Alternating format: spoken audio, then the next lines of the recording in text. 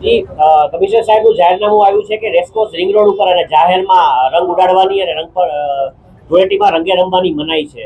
આ જાહેરનામાનું અમે સૂર્યોદય માજી સૈનિક મહામંડળ રાજકોટનું જે માજી સૈનિકોનું સંગઠન છે અમે સ્વાગત કરીએ છીએ. પરંતુ આ જાહેરનામાની અમલવારીનો પ્રશ્ન હંમેશાથી રહ્યો છે. આપણે દર વર્ષે જોઈએ છે કે રેસકોર્સમાં લોકો ખુલ્લેઆમ ધૂળેટી રમે છે અને રંગો કોથળો ભરી ભરીને રંગો અહીંયા લાવે છે અને રંગો છોડીને જતા રહે છે. એને લીધે જે પોલ્યુશન, ખાસ કરીને ધૂળેટીના દિવસે સતત તમે જુઓ તો રેસકોર્સ રિંગ રોડ પરથી પસાર થવું વાહનોને કે માણસોને અશક્ય બની જાય છે. અને પછી જે રંગો આખા રિંગ રોડ પર, સમગ્ર રિંગ રોડ પર પથરાયેલા રહે છે, એને લીધે સતત હવામાં પોલ્યુશન થાય છે. એને રંગોને ધોવા માટે આરએમસીને મુશ્કેલી પડે છે. અને જે લોકો સવારે પોતાની દિનચર્યા માટે, મોર્નિંગ વોક માટે, રનિંગ માટે અહીંયા રેસકોર્સ રિંગ રોડમાં આવે છે, એમને પણ આને લીધે બહુ વધારે પ્રોબ્લેમ થાય છે. શ્વસન તંત્રના રોગો પણ થાય છે.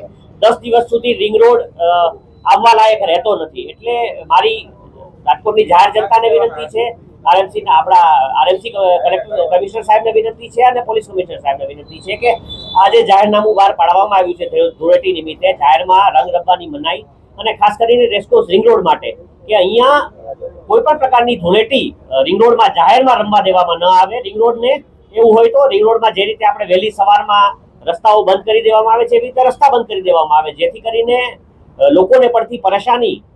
ધૂળેટી એક તહેવાર છે અને તહેવારની જેમ ઉજવીએ. બીજા લોકોને પરેશાન કરવા માટે કે પછી પોલ્યુશનને 10-10 દિવસ સુધી રેસકોર્સ રિંગ રોડ કે જે રાજકોટનું ઘરેણું છે ત્યાં મૂકીને જઈએ, એવું ના કરીએ. બસ એટલું જ.